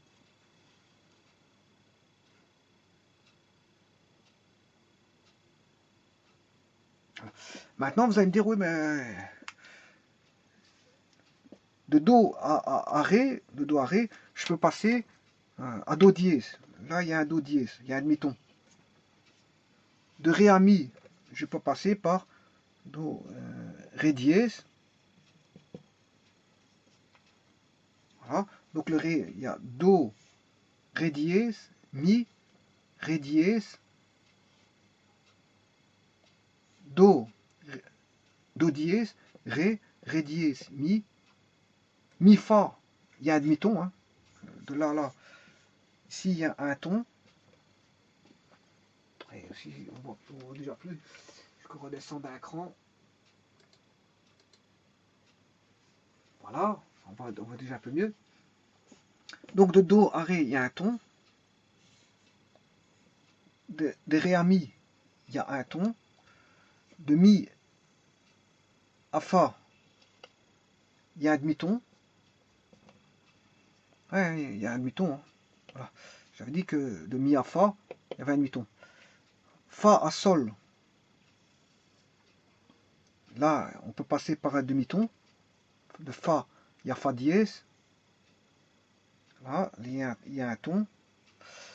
Ensuite, de Sol à La, il y a un ton, mais il y a un demi-ton. Voilà, il y a le sol dièse. De sol à là, il y a moyen d'avoir la touche sol dièse. De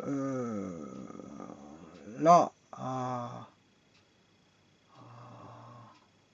si, il y a la dièse.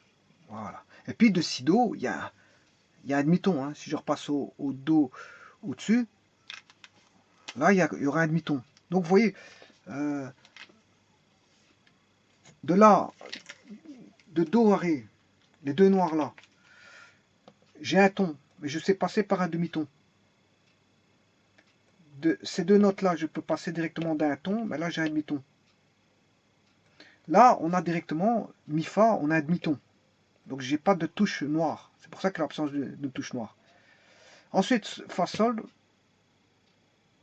je sais passer par un demi-ton, donc je mets une touche noire. Et chaque fois, la touche noire, c'est le passage par le demi-ton. Voilà. Alors ça, c'est en montant. En descendant, ça c'est pour monter. Mais on peut envisager le cas contraire. Monter, on parlera de dièse. Mais si vous descendez, on parlera de bémol. C'est descendre d'un demi-ton. Voilà. Vous aurez par exemple cette touche-ci, on a entre le sol et le la, le fa, mais si vous descendez, ce sera le sol, fa, do, ré, mi, fa, sol.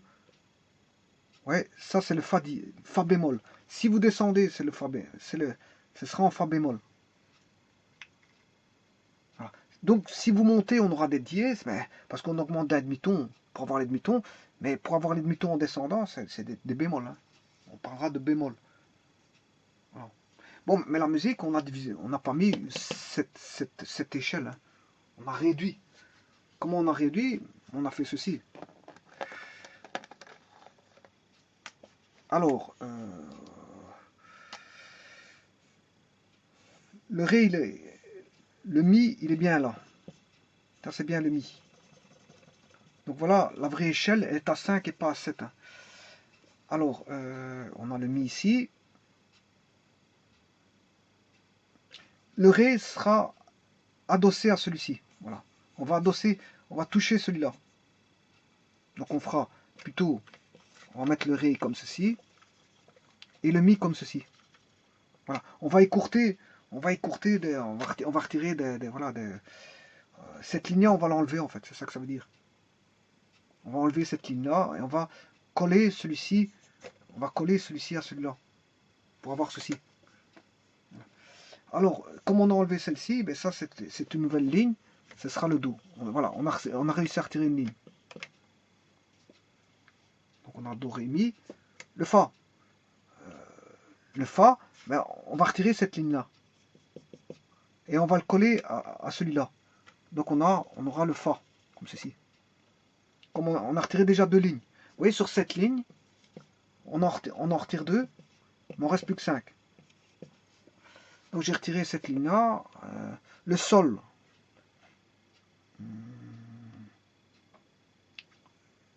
Do, ré, mi, fa. Eh bien le sol, il sera là. Donc il est bien sur cette ligne-là. Sol. Ensuite, le la. Sol.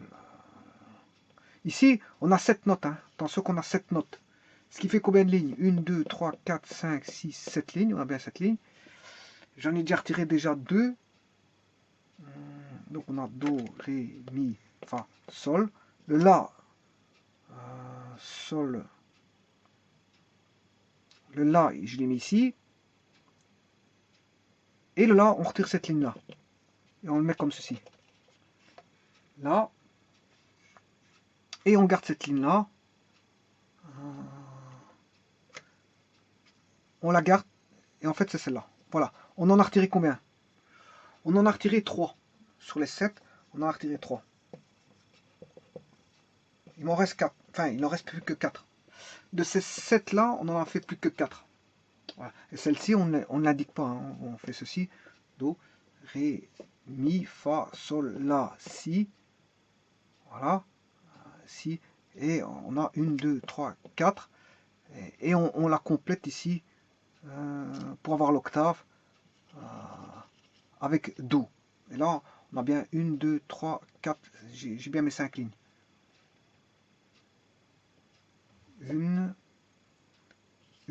Ouais, j'ai bien mes 5 lignes, j'ai 5 lignes. Voilà, j'ai 5 lignes.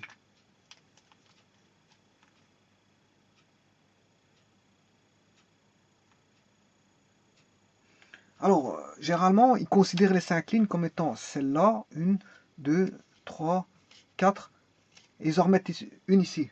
Voilà. Ils décalent celle-ci, il a de 1, et là, ils ont bien leur échelle à 5. Pour pouvoir placer Do, Ré, Mi, Fa, Sol, La, Si. Voilà. Voilà. Ceci étant dit, maintenant, je vais terminer avec ceci. Ben, on sait calculer combien de notes que l'on a, non pas dans une octave, mais de Do à Si. De Do à Si, on a combien on a, pour les notes blanches, il y a Do, Ré, Mi, Fa, Sol, La, Si. Ce qui fait 1, 2, 3, 4, 5, 6, 7. Il y a 7 notes blanches. Et en note altérée dièse, c'est dièse en montant, mais bémol en descendant, d'un demi-ton, on a 1, 2, 3, 4, 5. Alors, là où il n'y en aura pas, c'est il n'y aura pas de touche noire entre Mi, Fa et Si, Do. Il faut retenir comment? Mais, vous retenez le I. Les touches en I n'ont pas de note altérée. Mi, Fa, entre Mi et Fa et entre Si et Do. Il n'y a pas de demi-ton. Parce que ils sont déjà en demi-ton. Les autres, ils font de Do à Ré, il y a un ton, de Ré à Mi, il y a un ton. Par contre, entre Mi et Fa, il y a un demi-ton. Donc, si j'ai un ton, je sais passer par le décomposer en demi-ton, si vous voulez. Quand on a un ton, on sait le décomposer en demi-ton. Mais quand on a un demi-ton, on ne sait pas le décomposer. Il reste demi-ton. Et Mi, Fa est un demi-ton, Si, Do est un demi-ton. Et combien de touches noires qu'on a? 1, 2, 3, 4, 5. On a 5 notes noires. Ce qui fait au total qu'on a 12 notes. Au total. De Do à Si. Donc je vais calculer combien de notes que l'on a dans les grands pianos, comme ceci, et puis je terminerai la vidéo. Et on va faire un calcul rapide, et vous montrer comment ça, on calcule ça à toute vitesse. Hein. Donc comme elle se présente par octave, c'est chaque fois Do, Ré, Mi, Fa, Sol, La, Si, Do. Dans un piano, il n'y a que ça, hein, Do, Ré, Mi, Fa, Sol, La, Si, Do. Et maintenant, ça dépend à quelle octave que vous êtes. Hein. Et que, bien sûr, parmi Do, Ré, Mi, Fa, Sol, La, Si, Do, on sait les altérer. La musique, c'est que ça. Vous jouez avec voilà, Do, Ré, Mi, Fa, Sol, La, Si, Do, mais sur un clavier qui comporte, je veux dire, des graves. Vous savez jouer Do grave, Do aigu, Do médium. Ce qui se trouve au milieu, c'est le médium. Au-dessus, c'est les médiums, ils se retrouvent. Voilà, les médiums, ils se retrouvent ici au milieu. Au milieu, on a les médiums, voilà, les aigus et les graves. Mais en vérité, au milieu, on a les médiums. Et en fait, vous aurez compris que c'est pour ça que je vous disais tout à l'heure, pour comprendre la musique, qu'est-ce qu'il faut? Mais il faut comprendre ça, les notions de médium, de grave et des aigus. Et derrière ça, il y a des notions de son, c'est-à-dire de fréquence. Ce sont les fréquences qui sont liées, bien sûr. Ouais, et quand on parle de son. Son, c'est pas que des fréquences, hein, c'est bien sûr. Il y a une hauteur et le timbre. Il y a l'auteur, une hauteur, le timbre. Il y a les fréquences, mais aussi on a l'amplitude sonore et la fréquence. Bon, et les enfants ils ne sont pas capables de comprendre la fréquence et les hauteurs de son, parce que bon, il faut étudier les signaux sonores. Voilà, alors non, maintenant on va calculer tout d'abord pour celui-ci. On va regarder combien d'octaves qu'on a. Bon, il commence par une touche, la touche de Do est ici. Ici, j'aurais augmenté. Voilà. Là, ici, j'ai l'octave. Le Do, il commence ici. Hein. On a le Do ici. Voilà. J'ai le Do qui commence là. Donc, avant le Do, j'ai deux autres touches. Hein, qui est Si. Il y a deux touches. Avant le Do, il y a deux touches. Avant le Do, il y a deux touches.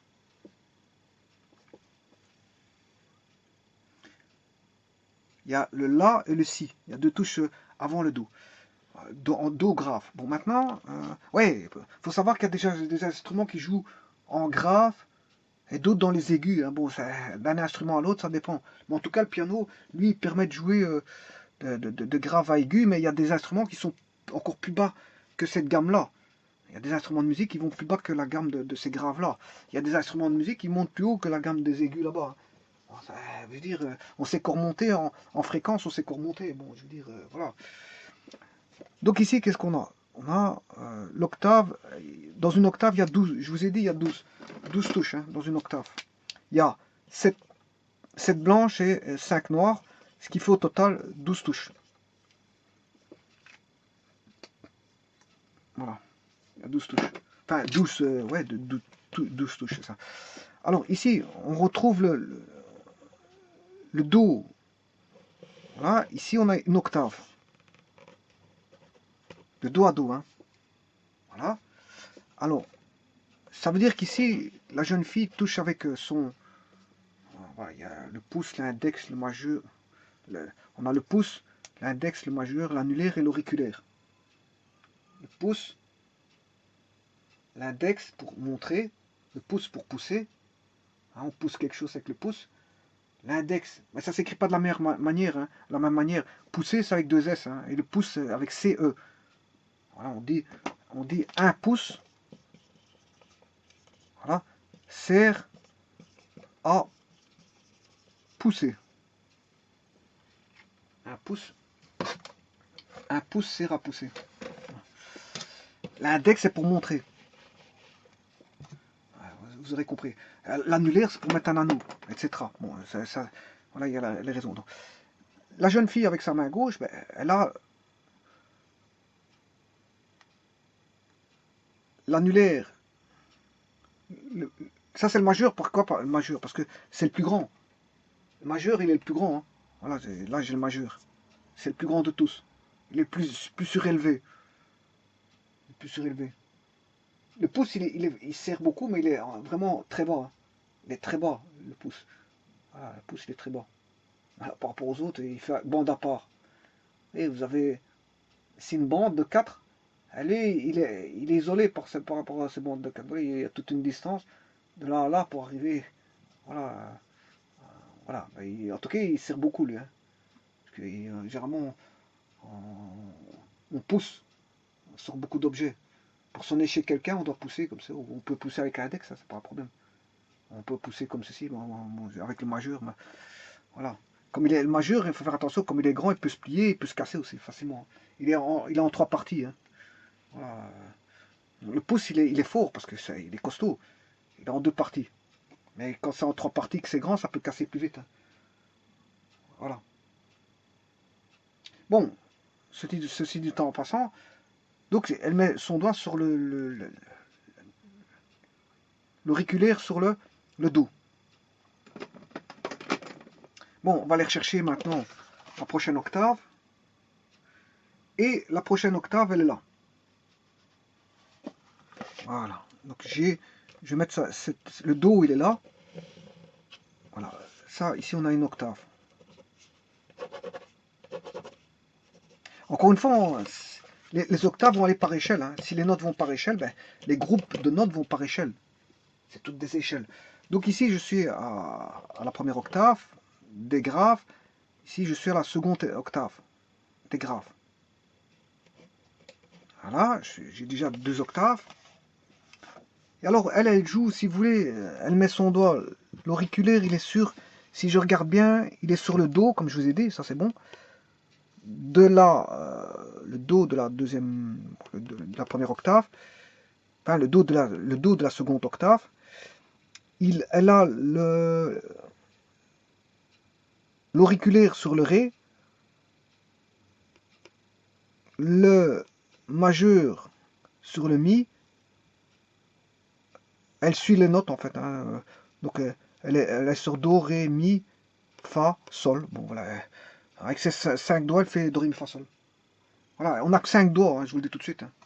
On n'a que 5 doigts, ce qui veut dire que la musique, ce serait bien si on avait 7 doigts pour la musique, hein, parce que c'est Do, Ré, Mi, Fa, Sol, La, Si. Une octave, c'est Do, Ré, Mi, Fa, Sol, La, Si, Do. Mais il y a entre De do à do, il y a 7 notes. De do à do, il y a 7 notes. Voilà. Y compris, si on comprenait le do, ça fait 8. Hein. Mais voilà, de do à do, entre eux, il y a 7 notes.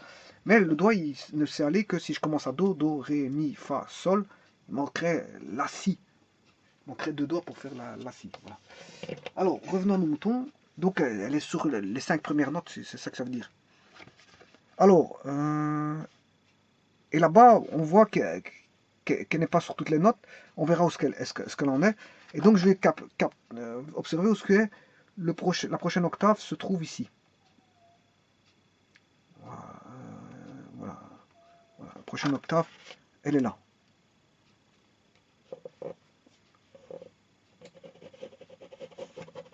Voilà, ça, on est en 3e octave. Voilà. Voilà. Ça, c'est la 3e octave. Donc, une octave, la 2e, la 3e, et ici, on est dans les médiums. Hein. Alors, maintenant, je vais aller chercher la 4e.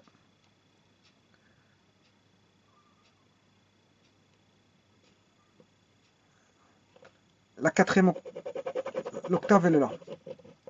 Ici, c'est la 4e. La 5e, voilà, elle est sur la... Là, elle est sur la 5e octave. Donc, elle a son doigt sur... 1 sur le si. Elle a son pouce sur le si de la 5e octave. Et puis, elle a son index sur le do de l'octave numéro 6. Et maintenant, je vais faire l'octave numéro 6. Donc, de do, ré, mi, fa, sol, la, si. Il faut que j'aille jusqu'au si. Si, il est... Là. Ouais, ici, je fais une petite erreur. Bon, ça, c'est do, ré, mi, fa, sol, la.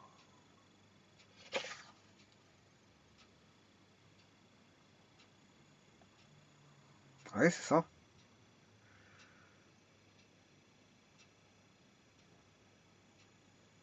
Ouais. Ouais, c'est ça. Donc c'est de là à là, c'est la 6e octave. Ouais. Bon, j'ai mal tracé mes lignes droites. Hein. C'est normal que, bon, ici c'est un peu plus grand que là, mais normalement c'est toutes des distances identiques. Voilà, d'autant plus que la prise de vue n'est pas faite avec un certain angle, donc on ne peut pas voir le piano aller dans... Voilà, s'il y avait une exagération dans la prise de vue, en fonction de la prise de vue d'un certain angle, là, à ce moment, on pourrait voir le piano aller comme ceci, et j'aurais mes bandes d'octaves qui ne seraient pas les mêmes. Mais ici, bon, c'est parce que je trace mal, c'est pour ça que je n'ai pas les mains. Non, je devrais, comme il est presque... Il est prise de vue du dessus, mais presque en face du piano. Hein. Il est en face, on a quand même une vue de face du dessus. Donc je devrais avoir mes lignes qui sont identiques. Hein. Il n'est pas retourné d'un certain angle pour que j'ai mes lignes qui soient de plus en plus petites. Là, ça veut dire qu'on aurait un effet de perspective, mais c'est pas le cas ici. Donc ça, c'est ma 6e octave. Do, ré, mi, fa, sol. Voilà. Si. Voilà, c'est un piano à cette octave. Et il me reste...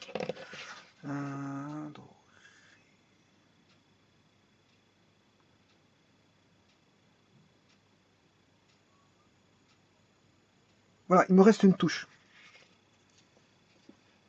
Il me reste une touche. Donc je vais calculer le nombre de...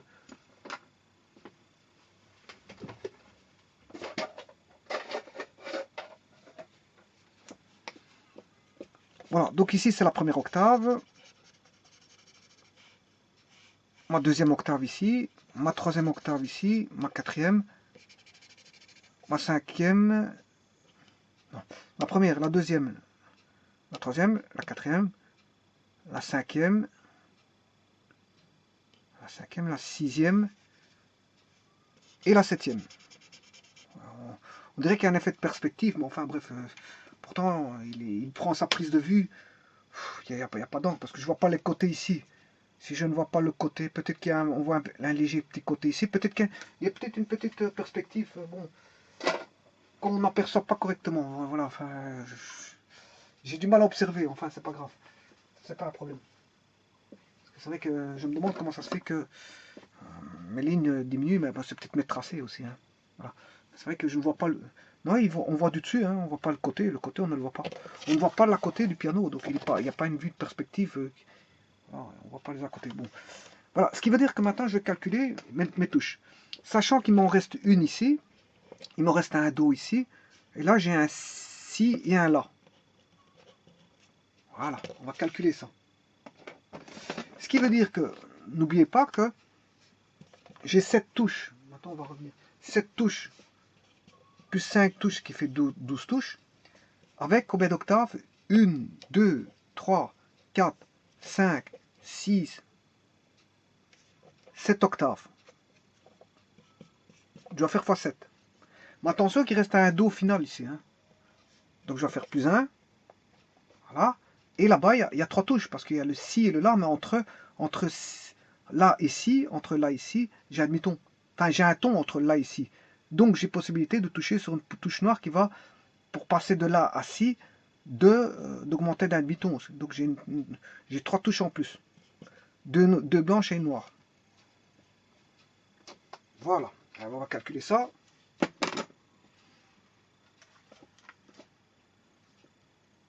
« 12 fois 7 plus 4.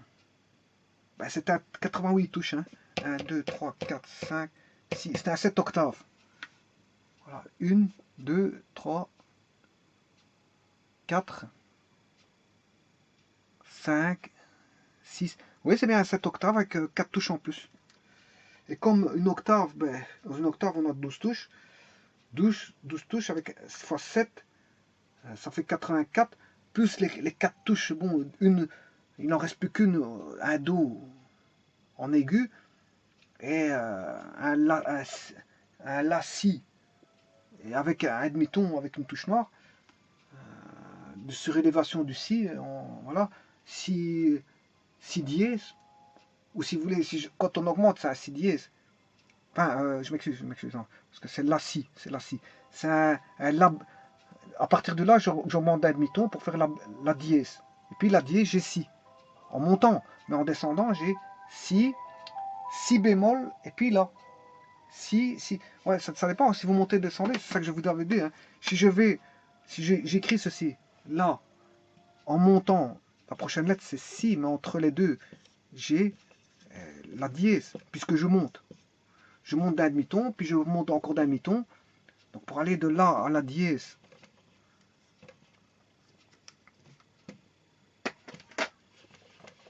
c'est les 3 dernières notes. Hein, j'ai une touche blanche, une touche noire et une touche blanche.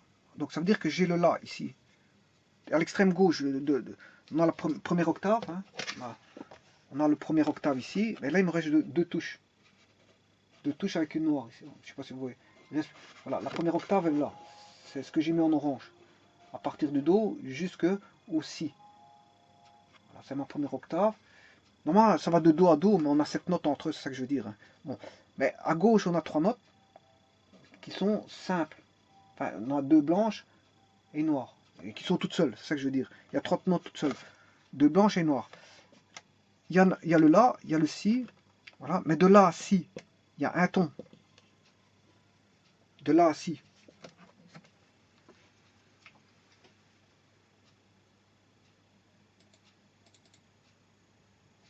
De là à Si, il y a un ton de là à Si. Voilà. Mais, donc, ce qui veut dire que si j'ai un ton, je peux le décomposer en un demi-ton. Donc, c'est bien ce que j'ai. Un demi-ton, et puis un demi-ton. Donc, pour passer de là à ça, c'est ce qu'on appelle le Si dièse. Le La dièse, je m'excuse. Hein. Le La dièse. Chaque fois, je dis le Si dièse, alors que bon, ça n'existe pas. Si dièse, ça n'existe pas, parce que de Si à Do, il y a un demi-ton. Je ne saurais pas faire un Si dièse. Hein. Voilà. Alors, ce que je voulais dire ici, c'est de là, de cette touche-là, blanche à la noire, il y a un demi-ton. Pourquoi? Parce que de là à Si, il y a un ton, donc je sais décomposer en un demi-ton. Alors, si je passe de là à là, en montant, j'augmente d'un demi-ton. À partir de là, j'augmente le son du La, je l'augmente d'un demi-ton, mais je suis au La dièse. Si j'augmente encore le son d'un demi-ton, mais je retombe aussi. Donc j'ai effectué un demi-ton par rapport au La et un demi-ton encore par rapport au La pour aller de là à Si, en passant par là. Mais j'ai fait un demi-ton plus un demi-ton. Bon, il y a bien un ton. Voilà. Mais maintenant, si vous descendez, le si, si je descends d'un demi-ton, là, on aura le si bémol. Mais le si dièse n'existe pas.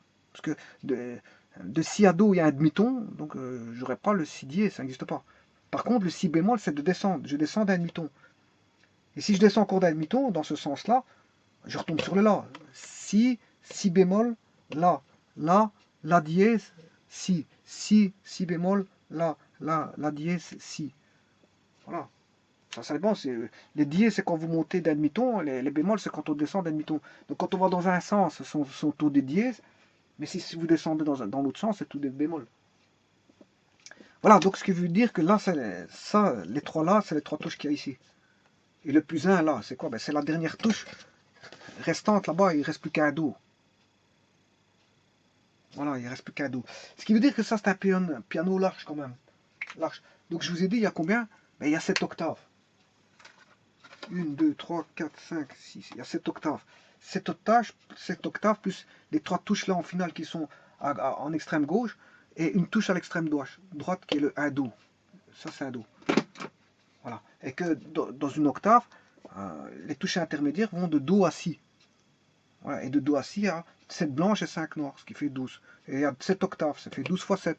Plus une note à l'extrême droite et 3 notes à l'extrême gauche, mais ça fait le total du nombre de notes. Et on va calculer ça. Et je vous ai dit combien ça faisait. Donc, je vais vous calculer ici, ce qui fait 12 fois 7 plus 4. Voilà. Ce qui fait 88 notes. C'est un piano à 88 notes. 88 notes. Donc ce piano-là fait 88 touches. Je m'excuse, 88 touches. Voilà. Voilà. Alors maintenant, 88 touches, maintenant je vais vous montrer un piano, je veux dire, de type sensitif, de type MIDI. Hein, maintenant c'est beaucoup. Maintenant tout change. Hein.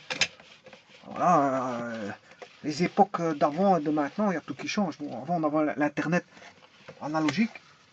Maintenant on a l'internet, ils ont remis de nouveaux câbles, on a l'internet numérique. Voilà. On passe. Bon, malheureusement on passe beaucoup de l'analogique au numérique. Hein. Bon, ça c'est comme ça, c'est comme ça. Alors bon, il y avait avant comment on appelle ça, le protocole MIDI. Et alors il y avait des pianos synthé MIDI avec de très bons, des touches sensitives, des très bons sons. Le numérique, quelqu'un qui aime bien les sons numériques, tant mieux pour lui. Et je veux dire, tout le monde n'aime pas forcément les sons numériques. Hein. Voilà, bon.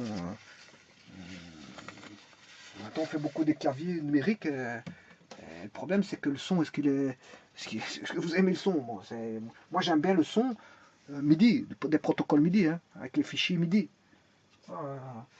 Et je vais vous en présenter un, ben voilà, c'est un piano. Je vais vous le présenter tout de suite.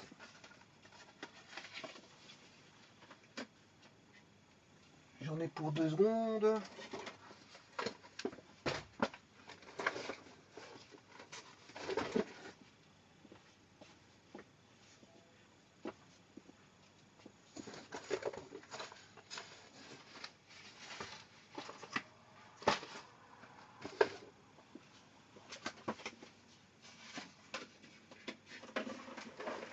Voilà.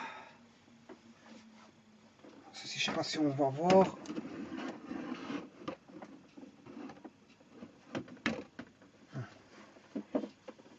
Autant que faut que je puisse le passer.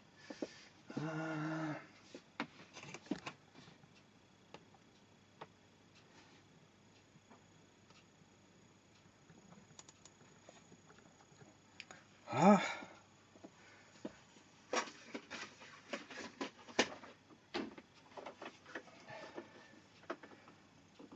Je sais pas si je vais pouvoir le placer.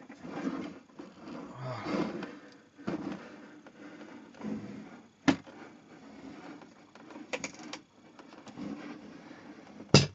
Voilà.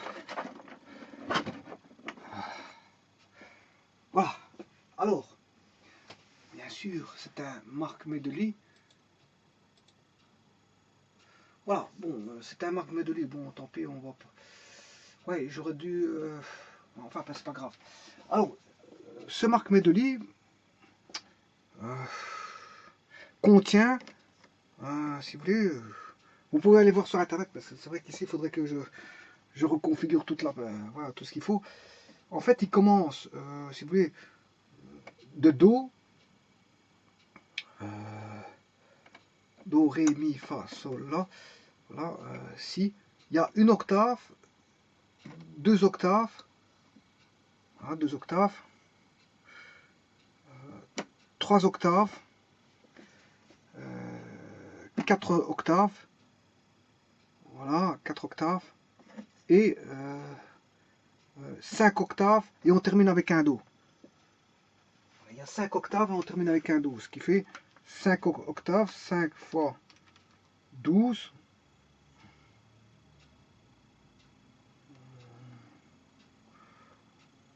plus 1.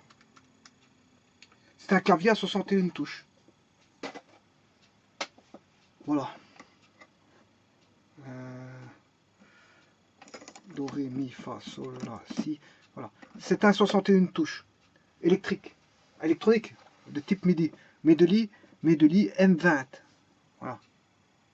Medley M20. Il est de type MIDI. Voilà. Donc, très bon son. MIDI, les sons MIDI c'est des bons sons. Voilà, donc il y a 61 touches, ça n'a rien à voir avec le clavier que je vous ai dit tout à l'heure de 88 touches. Hein. Voilà, le Medley M20 fait 61 touches. Hein. Voilà, j'ai 61 touches. Voilà, et là, ce sont des claviers de 88 touches. Bon, ça, c'est 88 touches. Ça, ici, c'est l'arche. Hein, de là, c'est l'arche. 88 touches. Alors que bon, celui-ci, le Medley ici, fait 61 touches. Voilà. Bon, mais alors celui-ci, bien sûr, c'est électronique. Hein. C'est une alimentation bon, électronique. Bon, certains pianos sont électriques, oui, il y a des pianos électriques, comme il y a des pianos comme ceci électriques. Hein. Il y a des pianos, ça existe des pianos électriques. Mais il y a des pianos qui sont des pianos, je veux dire, artisanaux, qui sont fabriqués à l'artisanal, qui ne sont pas voilà, électriques. Hein. Je veux dire, tous les pianos que vous allez acheter à l'heure actuelle ne sont pas forcément des aides électriques. Hein. Bon, parce que l'électricité apporte une aide à la. Voilà. Apporte un affichage digital, apporte un certain toucher, apporte. Voilà, c'est électrique. C'est électrique. Bon. Mais celui-ci, apparemment, il n'est pas électrique. C'est un piano droit artisanal qui n'est pas électrique. Par contre, celui-ci, c'est un électronique. Celui-ci. Voilà, c'est un Medley M20. Voilà. Voilà, je vous remercie.